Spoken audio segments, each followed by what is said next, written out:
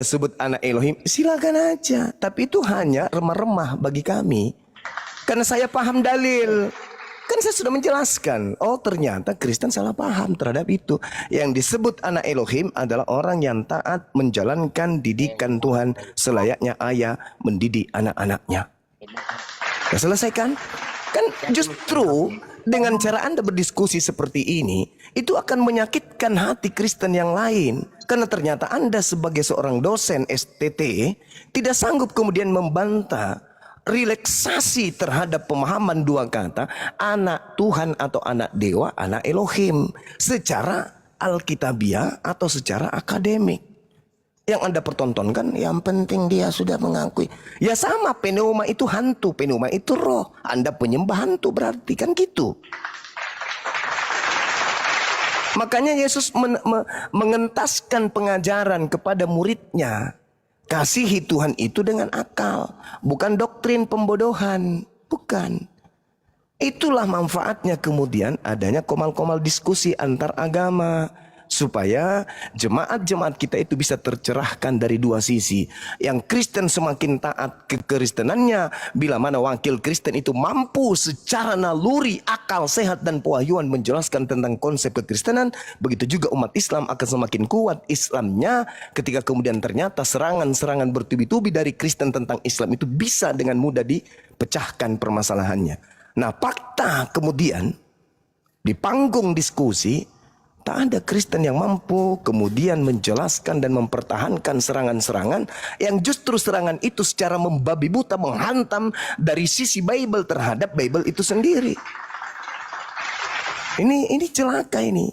Maka pantas saja kemudian kesimpulan kenapa umat Indonesia, kenapa umat manusia, khususnya rakyat Indonesia sebelum Indonesia merdeka lebih memilih Islam daripada agama Kristen. Kesimpulan awal dan akhir daripada jawabannya adalah karena Islam rasional, sedangkan Kristen irrasional. Sedangkan untuk memilih antara hak batil, benar salah, akal patokannya, bukan iman. Iman itu urusan kedua. Iman itu bisa bertumbuh dengan akal yang sehat, dan iman itu bisa mati karena matinya akal manusia. Sederhana, bukan? Kristen bertolak tumpuh kepada Yahudi. Yahudi menyajikan materi. Yahudi menyajikan kemudian kisi-kisi. Ada referensi di sana tentang bertuhan, tentang beragama, tentang berkeyakinan, tentang berkitab suci. Yahudi memberikan itu kisi-kisinya, referensinya, daftar pustakanya. Yahudi pasang badan untuk itu. Colokonya, karena Kristen mengaku berdasar dari sana, tapi melahirkan satu konsep yang tidak kemudian dientaskan dari pengajaran kisi yang muncul di tengah-tengah Bani Israel.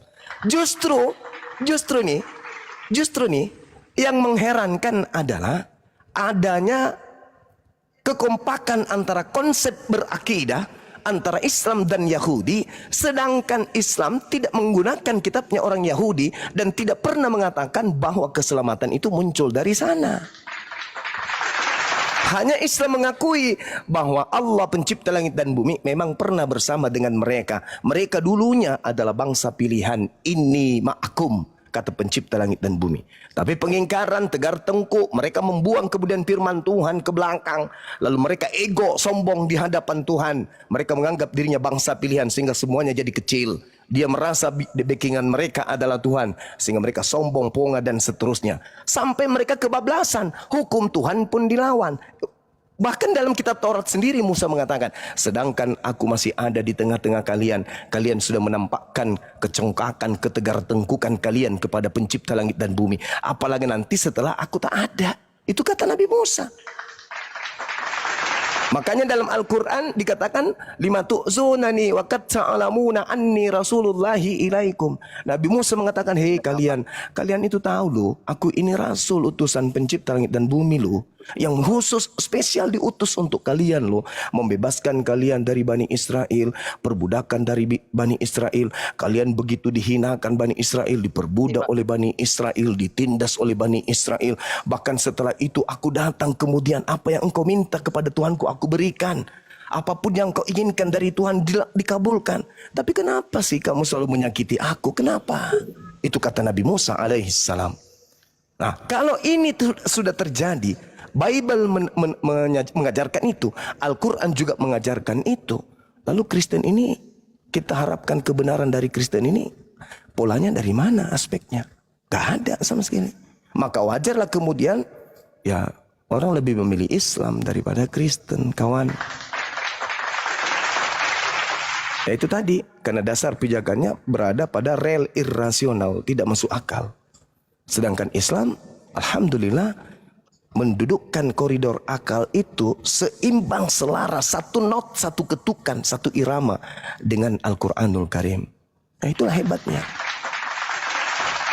Nah, makanya ketika Anda hanya uli-uli kata anak Allah, yang di situ jelas anak Theos. Nah, saya sedih, seorang dosen, tapi hanya bisa jadi bahan tertawaan dan mengecewakan bagi saudara kita Kristen. Saya kira begitu sementara, silakan. Dan ujung-ujungnya kabur. Kacau. Tapi ada Bang Noel nih. Bang Noel ini lebih, dia ini lebih enak. Dia mau belajar. Bro Noel, selamat pagi Bro Noel. Oke, selamat pagi Bang. Ya Bang. Oke, Bro Noel, gimana pagi hari ini? Baik, sehat? Baik Bang, baik Bang. Aduh, tapi itu dikondisikan dulu noise, Bro. Oke, udah Bang. Ini tadi Mantap, mantap, mantap. Semoga Tuhannya Yesus memberkati. Amin. Amin lah. Lagi Anda menanggapi apa yang barusan disampaikan oleh Gurunda Zuma? Silakan Bro Noel. Baru gabung, baru Abang add pula aku tadi. Kurang menyimak, baru 5 menit gabung. Ya. Mungkin kira-kira Gurunda barangkali ada yang mau disampaikan dulu kepada Bro Noel ini, atau Bro Noel? Iya. Silakan Gurunda. Baik, saudara, tadi saya berdiskusi dengan salah satu dosen STT. Saya kenal orangnya kok. Sudah lama teman kami dari sejak Zoom. Jadi dia kemudian mencoba untuk menarasikan agama Kristen. Kenapa kita bahas Kristen? Kenapa kita bahas Islam? Karena dua agama ini sama-sama agama syiar. Sama-sama agama yang ingin supaya orang lain itu masuk ke dalamnya. Karena dua agama ini memiliki pola, yaitu sama-sama mengklaim dirinya sebagai jalan keselamatan, kan gitu. Jadi wajarlah diskusi ini kita bangun. Lalu kemudian saya mengatakan antara pohon dari agama samawi seibarat pohon, Kristen itu berada pada pohon yang berbeda.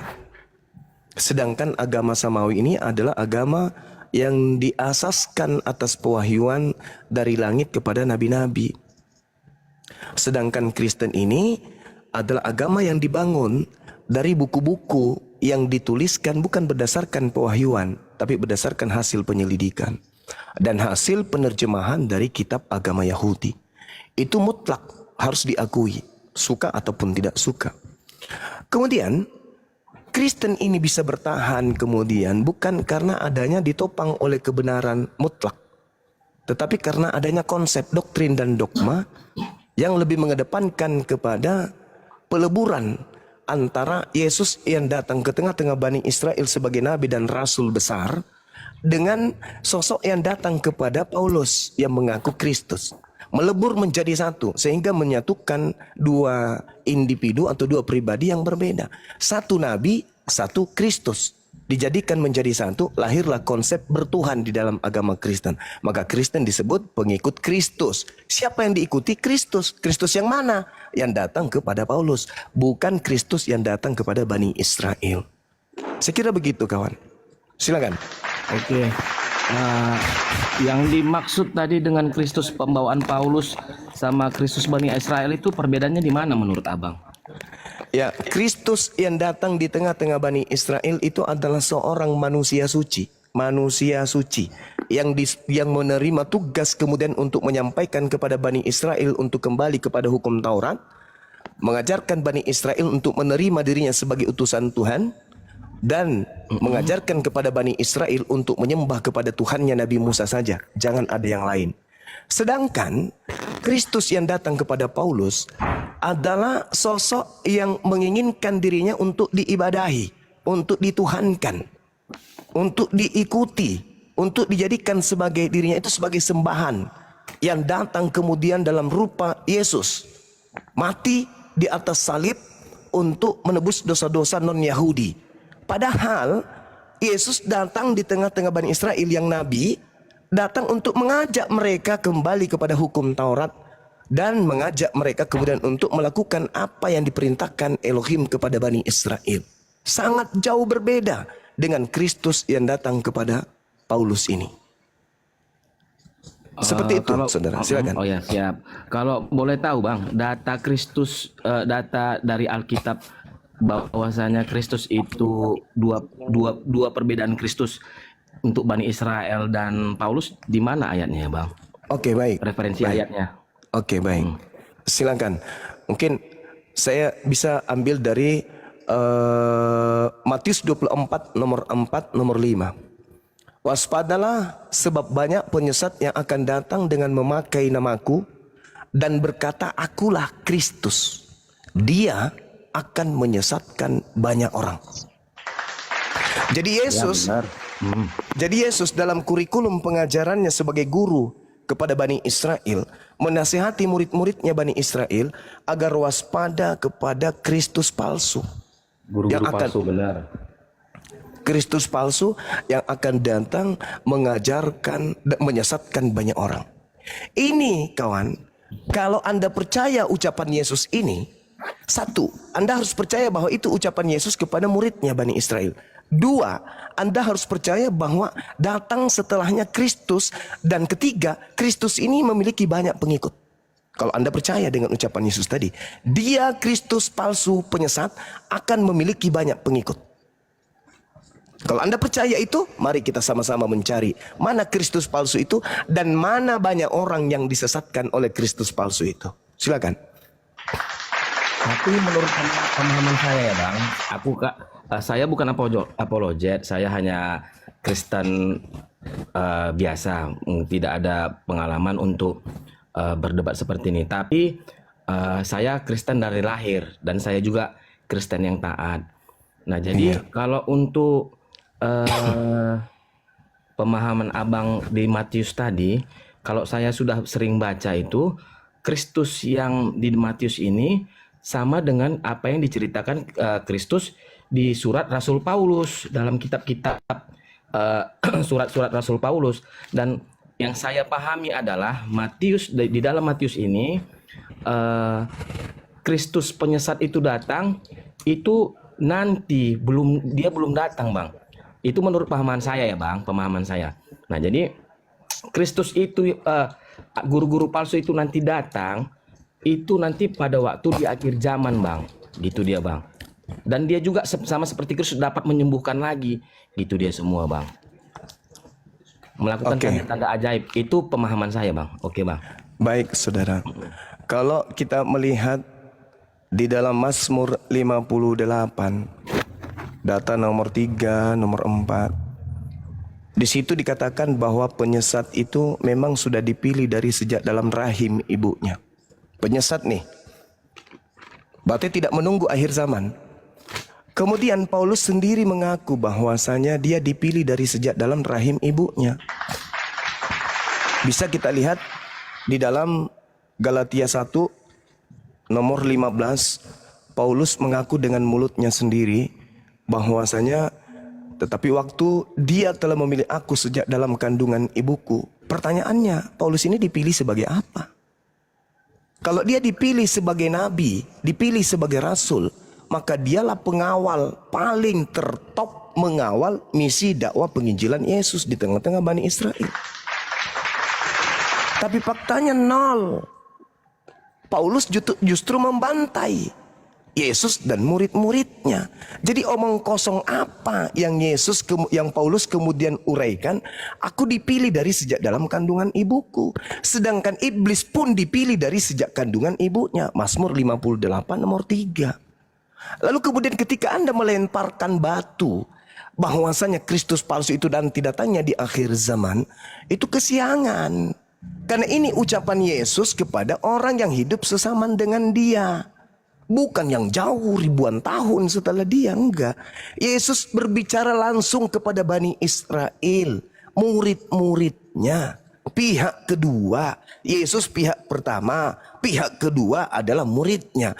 Yesus berbicara kepada pihak kedua. Waspadalah kepada penyesat, sebab akan banyak datang penyesat dengan memakai namaku dan berkata, akulah Kristus. Nah sekarang, ketika kita bertanya kepada Paulus, Paulus, apakah kamu pernah bertemu dengan Yesus anak Maria? Paulus menjawab, tidak pernah. Karena anak Maria itu manusia. Sedangkan Paulusnya bertemu dengan Yesus yang bukan manusia. Di mana Paulus mengakui bahwa dia bertemu dengan Yesus yang bukan manusia? Di dalam Galatia 1, nomor 11, nomor 12. Aku menerima Injil bukan dari manusia. Bukan manusia yang mengajarkan aku Injil, tetapi pernyataan Yesus Kristus. Benarkah Maria bukan melahirkan manusia? Melahirkan manusia. Benarkah Yesus mengaku bukan manusia? Yesus mengaku manusia. Yohanes 1 nomor 51. Aku manusia. Berarti yang datang kepada Paulus ini siapa? Rohnya Yesus, Bang. Nah, ini Bang. Nah, ini yang Anda yang saya harus mengucapkan terima kasih karena Anda sudah mengatakan rohnya Yesus. Iya. Malaikat berkata di dalam Kisah Para Rasul 1 nomor 11. Ini bukan Yesus tuh. Nanti kita jelaskan pernyataan Yesus. Malaikat berkata dalam Kisah Para Rasul 1 nomor 11. Yesus yang kalian lihat terangkat ke langit akan datang kedua kalinya sama seperti kalian melihat dia terangkat ke langit. Yesus terangkat dengan dagingnya. Datang kedua kalinya dengan dagingnya. Betul? Betul, Bang. Yang datang kepada Paulus ada daging nggak? Dia roh gini, kalau pengertian dalam Kristen ya, Bang. Iya, Nah, jadi silakan. kalau pengertian dalam Kristen, nggak tahu dalam pengertian Abang. Nah, jadi pada waktu kisah Saulus bertobat jadi Paulus itu, pada waktu dia penganiayaan penganiayaan jemaat Kristen, pengikut Kristus. Karena dia kalau nggak salahku orang Gamaliel, orang ahli agama dia dulu kurasa. Farisi, dia murid Farisi, Gamaliel. ahli agama. Nah, jadi pada waktu itu dia dibutakan dan itu dikonfirmasi oleh rasul-rasul lain pada waktu dia mau menunjukkan jalan Kristus, bahwasanya benar ini Kristus, aku telah didatangi Kristus. Roh Kristus itu bilang ada yang berbicara gitu sampai dia buta, kan gitu kisahnya, Bang. Jadi kalau dikonfirmasi telah dikonfirmasi kebenaran dia bahwasanya dia buta, datang untuk ke murid-murid yang lain gitu, murid-murid Yesus pada zaman itu dia, Bang. Gitu. Jadi hai Saulus, kenapa kau aniaya aku? Seperti itulah bahasa yang tertulis di Alkitab, Bang. Nah, itu kenapa, siapa yang dia nanya? Murid Kristus. Nah, jadi kalau kenapa kau aniaya aku? Yang dianiaya kan muridnya, Bang. Nah, jadi yang pasti yang berbicara itu adalah Kristus gitu dia, Bang. Oke, baik. Itu salah satu jawaban, gak apa-apa. Tapi saya ingin bertanya kepada saudara. Ketika Anda berbicara mengenai pertobatan Paulus, tadi yang dia katakan dia dipilih dari rahim itu dipilih sebagai apa? Ya, kita umat pilihan gitu dia, Bang. Pilihan Kristus gitu dia. Enggak, maksudku Paulusnya kan mengaku aku dipilih dari sejak dalam rahim ibu. Iya, Dipilih benar, sebagai apa? Dipilih sebagai? Ya, umat pilihan kita, Bang. Kalau kita semuanya, Bang. Enggak, bukan Anda, Paulusnya. Iya, termasuk si Paulus gitu. Dia Bang. dipilih menjadi apa dia? Pengikut Kristus, Bang. Kalau pengikut Kristus, kenapa kemudian dia mengatakan bahwasanya dia dipilih untuk menjadi rasul? Untuk memberitakan kemudian tentang Yesus di dalam pengajarannya kepada non-Yahudi. Kalau itu terjadi benar, kenapa kemudian Yesus justru melarang murid-muridnya mengajarkan Injil kepada non-Yahudi? Matius 10 nomor 5 nomor 6, Yesus berpesan kepada ke-12 muridnya agar jangan ke bangsa lain, tetapi pergilah kepada domba yang hilang dari umat Israel. Kenapa berbeda dengan pengakuan Paulusnya? Aku diutus untuk non-Yahudi. Siapa yang mengutus? Kristus kan yang mengutusnya. Yang Ya, berupa benar, roh. Bang. Yang berupa roh. Ya, benar. Nah, itu dia masalahnya. Nah, sekarang kita kembali kepada pernyataan saudara yang mengatakan Paulus ini bertobat. Nah, kita lihat, Bung. Saya ingin bertanya nanti di ujung pernyataan saya.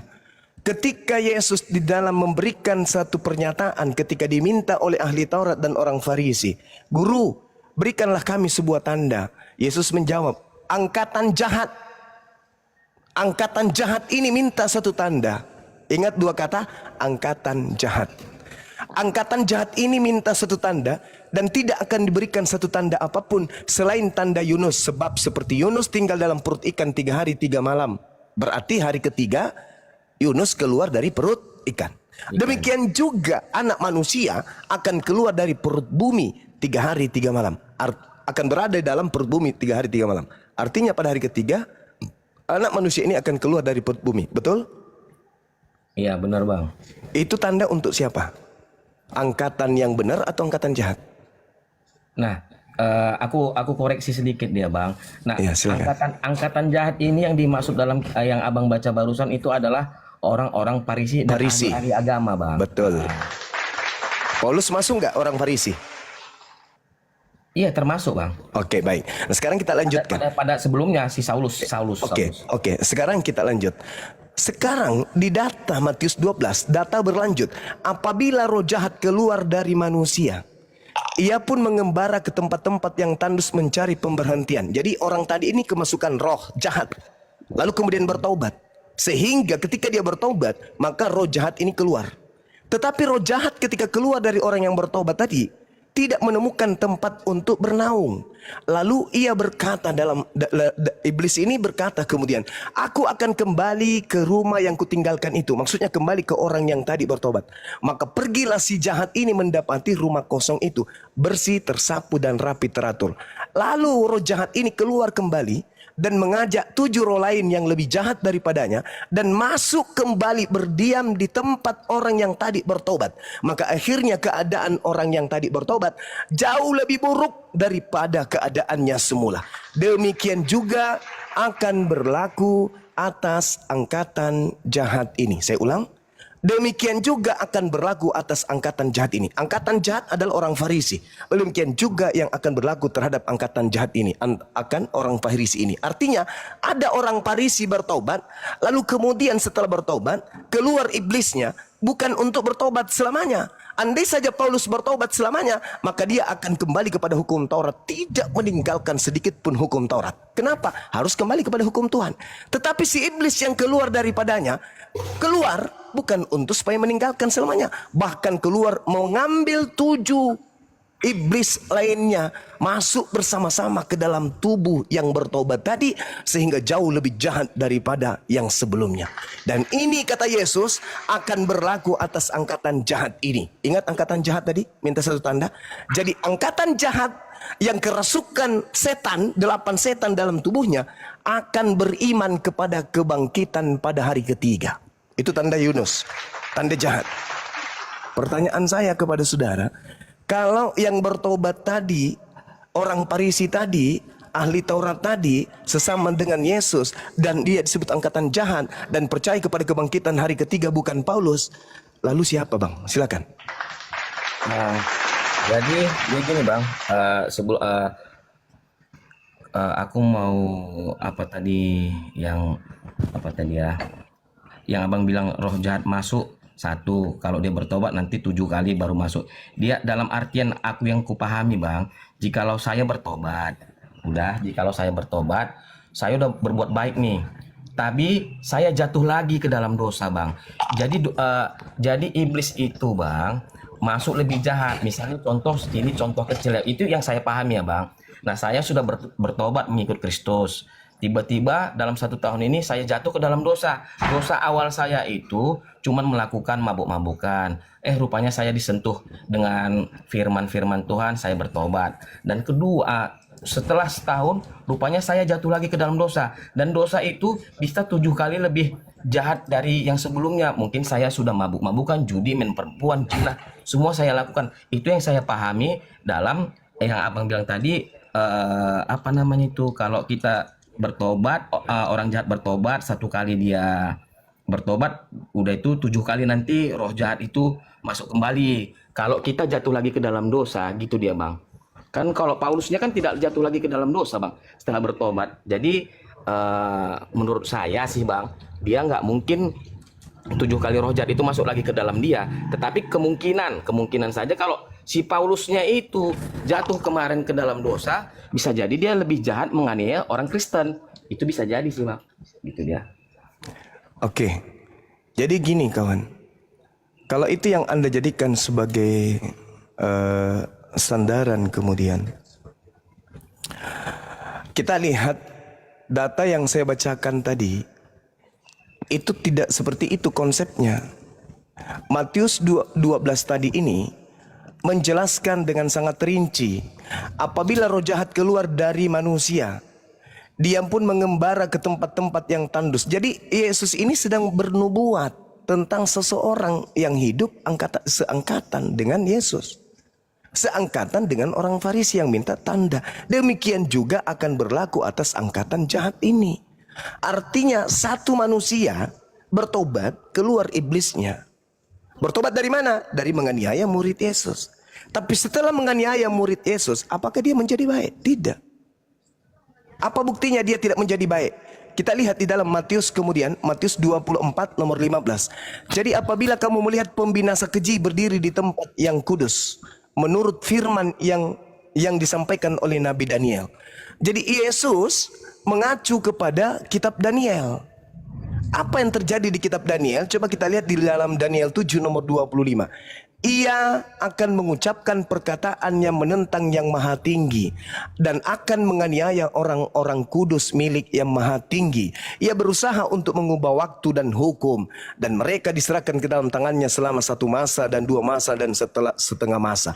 Ini nubuat daripada Nabi Daniel bahwa sang pembinasa keji ini menentang perkataan yang maha tinggi, menganiaya orang-orang yang suci, kemudian ia berusaha untuk mengubah hukum. Ya, itu benar. Itu benar. Nah, sekarang apakah Paulus mengubah hukum Taurat? Dia gini, Mbak. Kalau untuk dari Paulus itu memang bahasanya dia menggugurkan Taurat. Kenapa? Karena ini menurut saya sih kurang paham. Saya bukan apologet ya, Bang. Ini menurut saya, kalau salah dikoreksi. Nah, jadi Yesus itu adalah kenapa dibatalkan hukum Taurat? Karena dia hukum Taurat itu ada 2, kalau pemahaman kami, Bang, ada 2. 10 hukum Taurat itu diperas harinya cuman 2 dia, Bang. Kalau kita melakukan hukum Taurat, kasih Tuhan Allahmu, kasih sesama manusia, yaudah kita tidak pasti. Kalau sudah 2 itu kita lakoni, kita melakukan hukum Taurat. Nah, kenapa Paulus menggugurkan hukum Taurat? Karena Yesus, kalau kita sudah menerima Yesus, karena kita tidak lagi di bawah hukum Taurat. Itu maksudnya, Bang. Dosa-dosa kita, kalau jangan membunuh, jangan begini.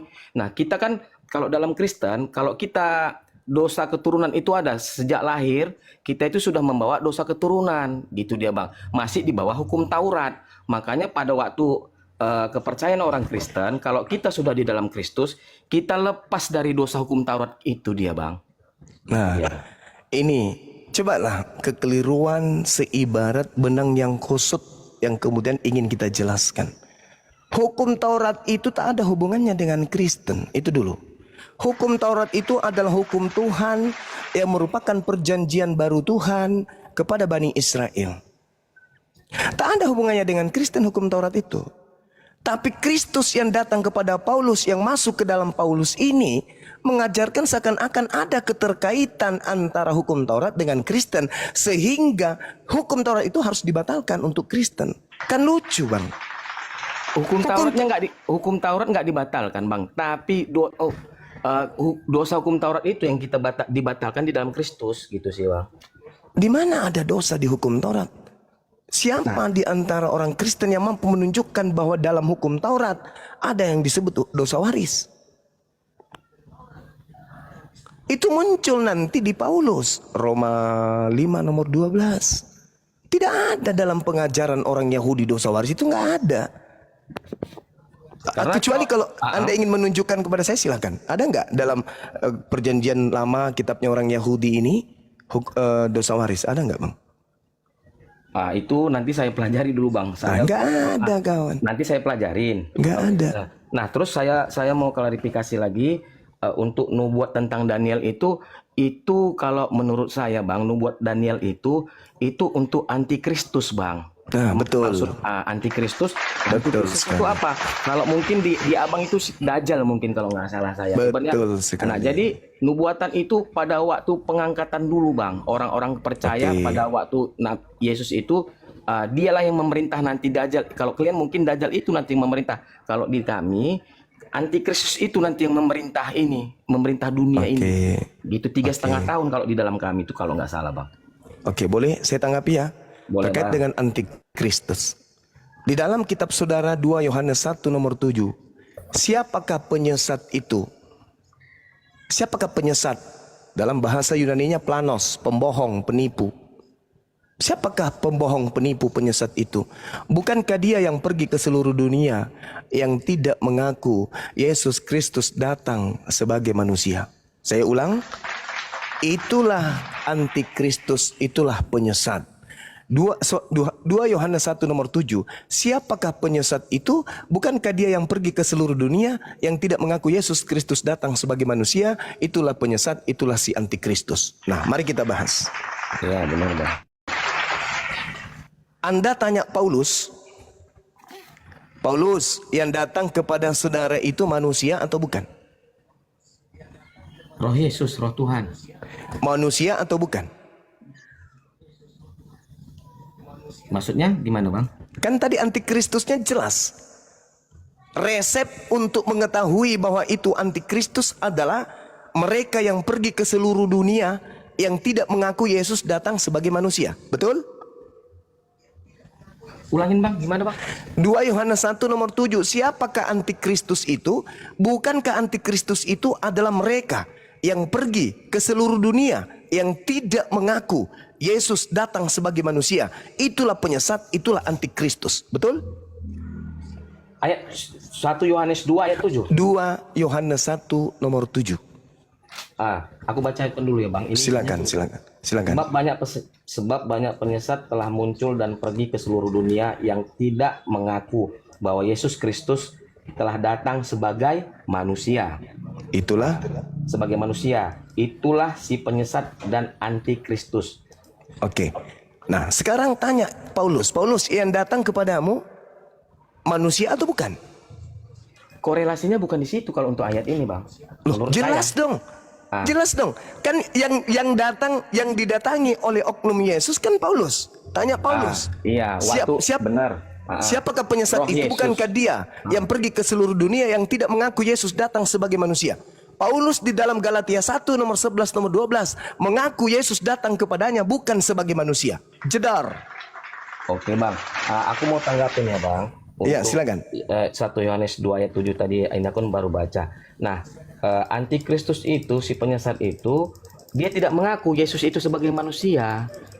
Kan Yesus ini lahir nih, makanya orang Yahudi itu menolak itu sebagai juru selamat mereka, orang Yahudi, gitu loh Bang. Tapi apakah orang Yahudi mengakui bahwa Yesus datang sebagai manusia? Ya, yang nggak mengakui nah Bang. Jadi Yesus datang Tuhan sebagai menjadi apa? manusia. Nah, jadi bukan lari ke Tuhan, Bang. Iya, Jangan. Bang. Oke. Apakah orang Yahudi mengakui Yesus itu manusia? Orang Yahudi. Ya. Ya memang Yesusnya manusia, Bang.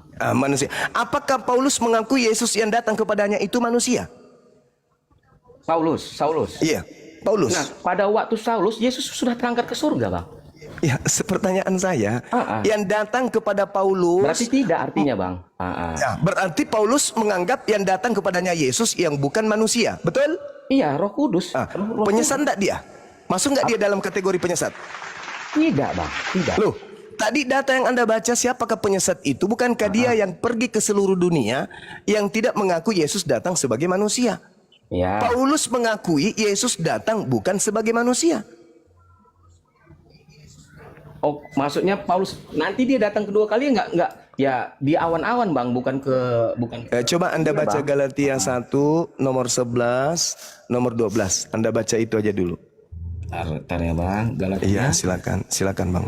Galatia 1 Iya. ayat 11. 11 12.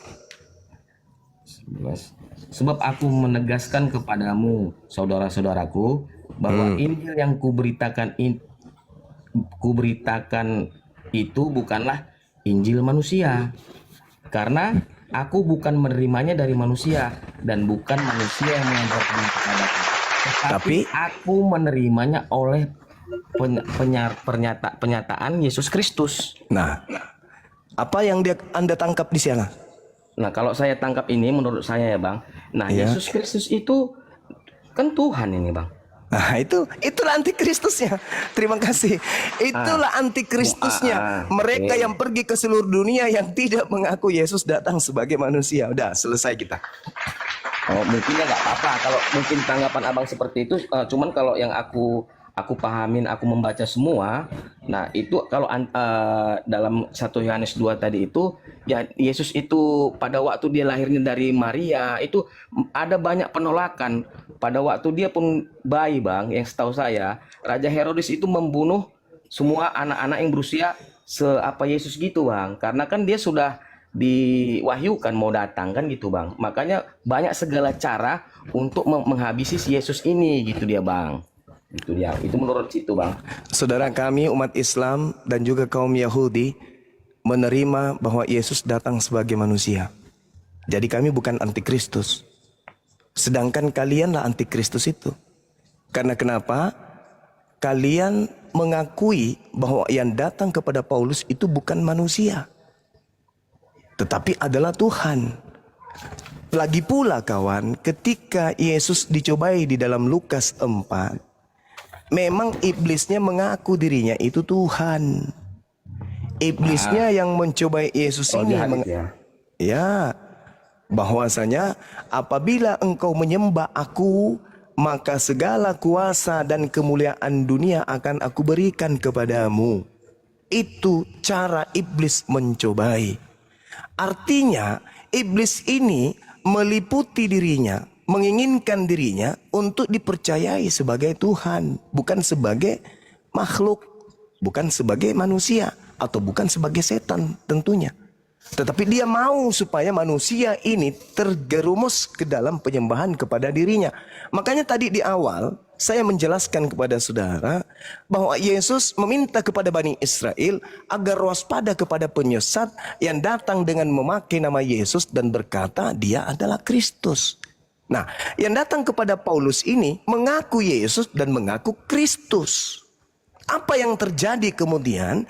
Bibel yang menumpahkan kebenaran yang ada di dalamnya itu sendiri mengatakan bahwa antikristus adalah dia yang tidak percaya Yesus datang sebagai manusia. Kan yang tidak percaya Yesus datang sebagai manusia kan cuma Kristen melalui pengajaran Paulus. Kalau saudara mengatakan Yesus datang sebagai manusia, faktanya Anda menyembahnya, berarti Anda menyembah manusia. Lebih parah lagi. Adalah lebih baik ketika Anda mengatakan Yesus itu manusia ketika datang di tengah Bani Israel, tapi setelah datang kepada Paulus dia bukan lagi manusia. Artinya Anda berkongkol-kongkol dengan Paulus sebagai antikristus itu sendiri. Ya kami sih cuma senyum-senyum aja. Karena bagi kami nih, Yesus itu adalah manusia. Sekarang, dulu, sekarang, dan selama-lamanya. Dia tetap manusia. Tapi kalau di Kristen, dulu manusia, tapi sekarang dia Tuhan. Nah, ini celakanya itu di sini. Satu. Yang kedua, Yesus mengatakan di dalam Matius 24 nomor 5, Kristus ini akan menyesatkan banyak orang. Kristus ini akan menyesatkan banyak orang. Kalau kemudian ada Kristus baru, siapa yang percaya? Lawang orang Islam Kristus yang Anda ajarkan aja kami tidak percaya. Apalagi kalau ada Kristus baru nanti, kami nggak percaya. Nah, bagaimana dengan Kristen? Apakah Kristen akan menanggalkan kemudian Kristus yang ada dan mengikut kepada Kristus yang baru? Tidak mungkin. Lalu siapa yang akan disesatkan nanti di akhir zaman oleh Kristus baru ini? Nggak ada. Yang ada sekarang ini adalah Kristen. Kristen itu artinya pengikut Kristus. Artinya tergenapi ketika Yesus mengatakan Kristus ini, si penyesat ini akan menyesatkan banyak orang. Dan orang banyak yang disesatkan ini tentu disebut sebagai pengikutnya. Maka lahirlah konsep Kristen. Kristen artinya pengikut Kristus.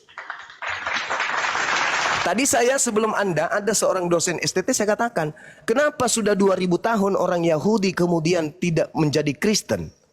Kenapa Kristen memiliki pola sendiri, berdiri sendiri?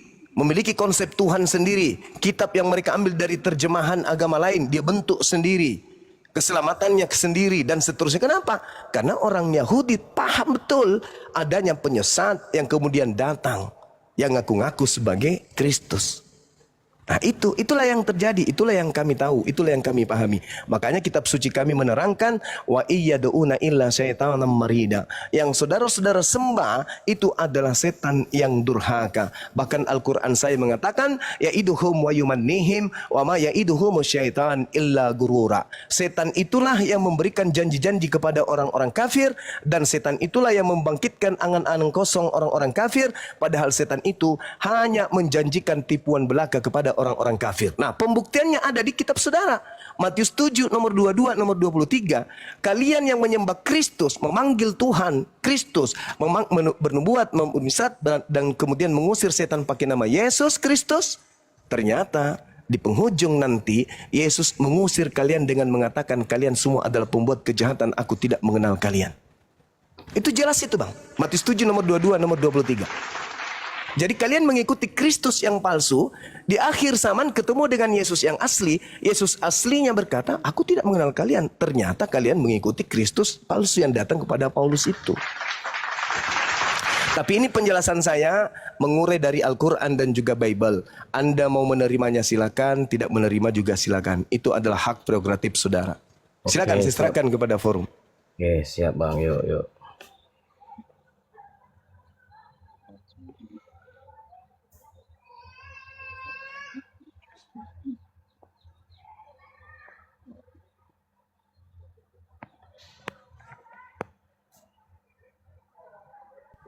Abu ya.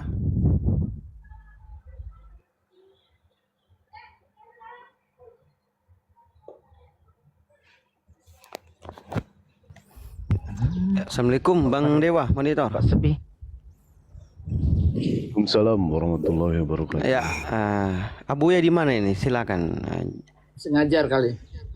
Oke, Bang Noel. Jadi gimana Bang Noel? Ada tanggapan lagi? Tanggapannya gini Bang, tadi Oke, silakan. karena terlalu panjang aku nyatatnya tadi agak ribet. Nah, kalau aku mau nanggapin dengan Bang Juma tadi, kenapa orang Yahudi berbeda konsep dengan Kristen? Kenapa dibuat dengan cara tersendiri? Sementara orang Yahudi itu tidak mau mengakui Yesus itu sebagai Tuhan, kan gitu. Karena konsep orang Yahudi itu berbeda. Ahli-ahli Taurat itu kan dulu orang Israel itu kalau nggak salah dulu dikuasai oleh orang ahli-ahli agama, ahli Taurat. Nah, mereka tidak percaya bahwasanya Mesias itu Yesus Kristus gitu dia pada zamannya itu, pada zaman Yesus. Karena yang anggapan mereka, kalau saya baca dari kitab saya, anggapan orang Yahudi ini Mesias nanti itu dia akan membawa bangsa Israel itu superpower di dunia ini. Ternyata tidak. Mereka salah kaprah. Nah, sementara Yesus yang datang dari Maria itu membawa kerajaan surga, bukan kerajaan di dunia ini. Itu beda prinsip orang Yahudi sama Yesus, Bang. Makanya mereka menolak Yesus itu sebagai Mesias. Anggapan orang Yahudi sampai sekarang Mesias itu memang belum datang kan gitu Bang, karena dia menolak Yesus itu karena nggak masuk kriteria mereka Yesus yang lahir dari perut Maria itu sebagai Mesias menurut Yahudi Bang, karena superpower mereka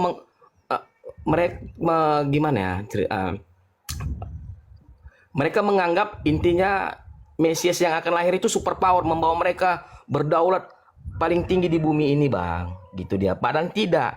Kerajaan yang dibilang Mesias itu kerajaan yang akan datang bukan di bumi, tetapi kerajaan yang di surga, gitu dia Bang. Itu saya rasa Bang sudah dijelaskan tadi sama Gurunda. Memang betul Bang, Mesias itu yang diurapi, kan nggak mungkin Tuhan diurapi, ya kan? Jadi jelas Bang, tadi sudah dijelaskan sama Gurunda, sama Bang Zuma. Iya, itulah perbedaannya di situ Bang. Kenapa aku kan menjawabnya, kenapa orang Kristen berbeda dengan prinsip orang Yahudi pada zaman itu, ahli-ahli Taurat, gitu dia Bang. Ya, justru itu Bang, Islam mengakui Mesias itu adalah nabi. Gitu. Nah, Kristen mengakuinya sebagai Tuhan. Jelas lah yang dikatakan sama Gurunda. Ya benar. Nah, ya Ya benar. kan? Kalau benar, Nah. benar. Kalau di dalam Kristen, ya Yesus itu Tuhan. Adalah Tuhan. Ya, itulah Benar. antikristus, Abang. Betul sudah dikatakan Gurunda itu. Kalau Mantap kan? antikristus tadi, aku nggak belum dapat bang. Di situ belum dapat. Memang belum Oh ya, kuterima. baik. Oke, Kenapa? baik. Kenapa aku nggak terimanya pengikut Kristen itu antikristus? Karena memang dalam Kristen itu bang diakui Trinitas kan gitu. Dia kembali ke Trinitas. Yesus yang menjadi manusia. Nah itu yang dipercaya oleh orang Kristen gitu. Ya, baik. Baik, sedikit sebelum ditanggapi sama Gurunda. Bang, bisa nggak Abang tunjukkan di dalam Bible, bahkan di dalam pengajaran Yesus membawa kata-kata Trinitas. Ada nggak kata-kata Trinitas itu? Oke, gini dia. Kalau Trinitas gini, bukan berarti Trinitas. Ada nggak baca Trinitas di situ? Dibilang enggak sih bang. Cuman gini dia. Pada waktu penciptaan, Tuhan bilang kan, aku menciptakan menurut gambar dan rupamu, kan gitu dia bang. Nah, yang saya pahami nih bang ya, Kejadian 1 ayat 26, berfirmanlah Allah, baiklah kita. Jadi mungkin nggak tahu di kitab yang lain ya. Kalau kami gini, berfirmanlah Allah, baiklah kita menjadikan manusia menurut gambar dan rupa kita. Bukan saya katanya, saya berfirman, baik saya buat. Nah, dari sini, baiklah kita menjadikan manusia menurut gambar dan rupa kita. Artinya kalau kita katanya itu bang, lebih dari satu oknum bang. Nah, berarti sekarang ini saya diciptakan ini, Adam diciptakan. Nah, yang saya tahu bang, kita ini terdiri dari 3 unsur. Manusia, tubuh, roh dan jiwa. Sama seperti Allah kita sendiri. Karena kita Oke. Udah siap. Paham. Siap. Abang udah paham udah sampai situ kan? Baik. Silakan Itulah Gurunda. pemahaman saya gitu dia. Bang. Baik. Siap. Tahan di situ. Silakan Gurunda. Fadal.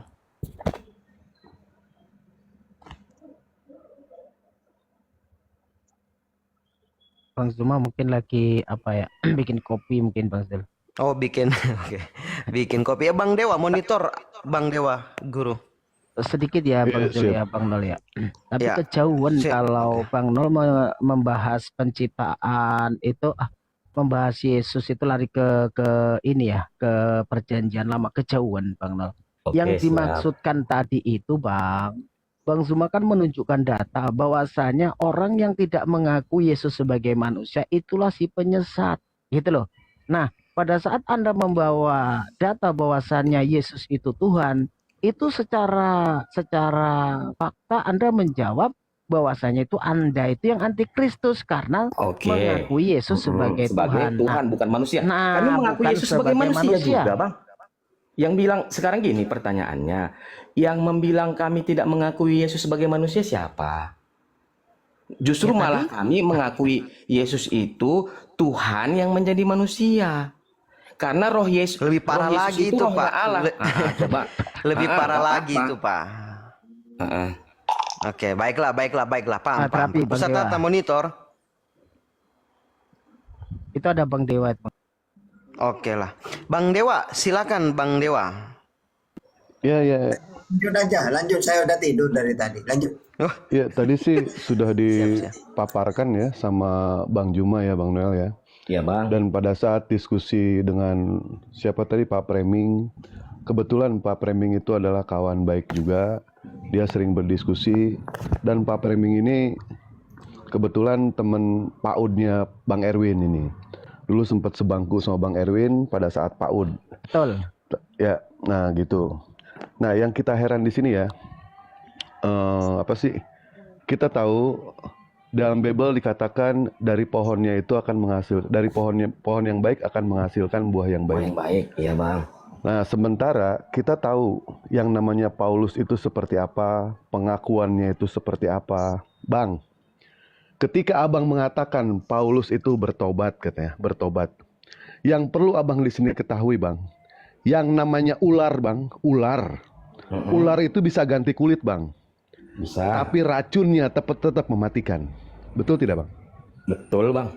Nah, dari pohonnya ini, dari buah yang baik akan menghasilkan, dari pohon yang baik akan menghasilkan buah yang baik. Buah yang baik. Apakah Paulus itu dari pohon yang baik, Bang?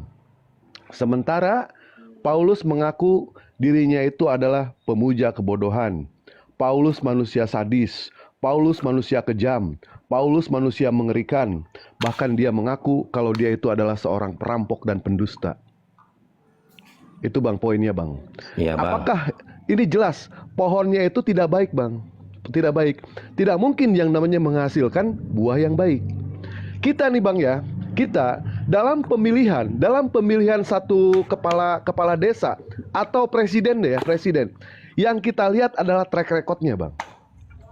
Mungkin Ya, tidak. benar. Yang namanya kita memilih presiden, memilih kepala desa, tetapi itu dari yang track recordnya itu buruk. Yang Buruk, dulunya benar. dia itu adalah perampok. Yang dulunya dia itu adalah penyesat. Yang dulunya dia itu adalah pemuja kebodohan. Bahkan dia sendiri adalah mengaku dia sendiri adalah seorang pembunuh, Bang. Mungkin tidak, Bang. Kita akan memilih pemimpin seperti itu, Bang. Mungkin tidak. Bang. Tidak. Begitupun Tuhan, Bang. Begitupun Tuhan. Tidak mungkin yang namanya Tuhan mau mengangkat seorang rasul sementara rasulnya itu track recordnya itu kurang baik. Maka dari itulah Paulus jelas di sini pohon yang buruk hasilnya pasti akan buruk. Itu ditujukan kepada Paulus, Bang. Ditujukan kepada Paulus. Ketika Abang mengatakan Paulus itu kan bertobat. Nah, pertanyaannya, Bang, saya ikuti aja alur dari Abang ya. Ketika Paulus itu bertobat, ajaran apa yang diajarkan oleh Paulus, Bang? Ajaran apa? Ajaran Kristus, Apakah Bang. apakah Paulus mengajarkan tidak makan babi, Bang? Nah, kalau nanti kita bahas lagi babi lain lagi konsepnya nanti dia, Bang. Kita pengajaran, Bang. Di sini pengajaran. Abang kan tadi mengatakan kepada kami kalau Paulus itu bertobat. Betul? Iya, betul. Nah, sekarang ketika Paulus itu bertobat, pengajaran apa yang diajarkan oleh Paulus kepada kekristenan, Bang? Pengajarannya apa? Pengajaran Kristus sendiri, Bang. Baik, pengajaran Kristus. Kristus itu disunat. Apakah Abang disunat? Kalau kebetulan tidak disunat saya, Bang. Nah, Bang, jadi yang diajarkan sama Yesus jelas bertentangan dengan apa yang diajarkan oleh Paulus. Ketika Abang mengatakan Paulus itu bertobat, ternyata ajarannya sama saja. Dia tidak mengajarkan yang namanya bersunat, dia tetap mengajarkan makan babi. Ini, Bang, coba Bang berpikir secara logika di situ, Bang. Nah, Orang kalau bertobat, dia kembali kepada ajaran Jalan Yesus. yang benar. Tetapi ternyata Jalan yang apa? Apakah Paulus itu kembali ke ajaran Yesus? Tidak, Bang. Tidak kembali. Ternyata yang dikatakan Abang dia itu bertobat itu dusta, Bang. Pengakuan dusta itu, Bang. Ya. Di situ poinnya, Bang. Ya. Terus yang tadi sudah dipaparkan sama Bang Juma, kalau misalkan yang antikristus itu adalah Yesus, yang tidak mengaku Yesus sebagai manusia. Abang di sini tidak mengaku Yesus sebagai manusia, tetapi Abang mengakui di sini Tuhan menjadi manusia. Iya, benar. Nah, apakah ada kata-kata di dalam 2 Yohanes 1 nomor 7 di situ dikatakan yang antikristus adalah orang yang tidak mengakui Tuhan menjadi manusia? Ada nggak kata-kata Datang sebagai manusia, datang sebagai manusia, Bang. Iya, Bang. Datang sebagai manusia. Abang di sini datang sebagai apa Yesus itu? Tuhan yang menjadi manusia, betul? Nah, pada waktu dia diciptakan ayat itu kan, Bang, Yesus itu kan baru datang, Bang. Banyak orang Yahudi nggak mengakunya. Itulah maksud ayat itu. Bang, kita ke Abang aja, Bang. Kita ke Abang, jangan ke orang Yahudi. Iya, Bang. Yesus datang sebagai manusia. Sementara Abang tadi mengakui kalau Yesus datang itu sebagai Tuhan yang menjadi manusia. Ada nggak ayat yang mengatakan seperti itu, Bang? Ya banyak lah, Bang. Oh, banyak. Mana coba ayatnya yang ada di dalam Bible Tuhan menjadi manusia. Handphoneku nggak ada pula, Bang. Jadi aku nggak begitu hafal pula semua. Nggak apa-apa, saya ikuti. Saya ikuti aja, nggak apa-apa. Tuhan menjadi manusia. Ya, kita sepakati dulu. Tuhan menjadi manusia. Ketika Tuhan menjadi manusia, Yesus, Tuhannya masih ada atau tidak? Dalam Filipi, Bang, dia mengkosongkan dirinya. Saya tanya, Bang, saya ikuti alur Abang loh, Bang, di sini, Bang. Iya, saya ikuti alur Abang. Tuhan menjadi manusia. Ketika Tuhan itu berubah menjadi manusia, Tuhannya masih ada atau tidak? Bukan Tuhannya berubah gini dia, Bang. Bukan langsung apa yang Abang pikirkan langsung gini. Nah, sekarang aku balik bertanya, Bang. Kalau Tuhan kalau namanya Tuhan, dia maha ada nggak, Bang? Maha Maha ada. ada. Tuhan Maha ente ada, ada. maha hadir, maha semua, dia mahanya semualah. Maha Kan ya? hadir, Nah, baik. Tuhan ente ada di neraka, no? No. Tuhan ente ada di neraka nggak? Tuhan siapa? Tuhan ente. Tuhan saya. Dia Nah. maha ada. Dia Iya, maha ada, maha hadir. Tuhan ente ada di neraka atau ya di tidak? mana-mana dia ada, Bang. Itu maha ada. Ada nggak? Dia bisa, Pastikan, dia pastikan. bisa hadir di mana-mana, Bang. Pastikan. Ada atau Gitu. tidak di neraka? Ada atau tidak? Bukan gini, bahasa Abang jangan menjebak. Hai. Enggak gini, dia maha hadir. Misalnya dia maha hadir di mana-mana dia ada. Nah, Baik, sekarang di gini, mana-mana ada. Saya pertanyaannya, tanya, Bang, kalau di dalam- neraka dalam ada atau kitab, tidak? Di dalam- neraka ada atau tidak? Sekarang Di aku balik neraka. bertanya sama Abang. Setan sekarang bisa masuk jalan-jalan ke surga enggak? Bang, kita jangan melarikan ke setan. Enggak. Nah, Saya seperti itu. ngikuti Kalau- dari tadi ngikuti permainan Enggak. abang. Setelah saya Iya, ikuti, kalau Yesus abang ke tetap neraka, masih kalau aja abang- mengilah. Oh, oke.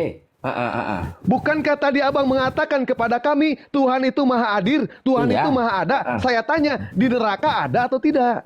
Ya di mana-mana dia bisa ada.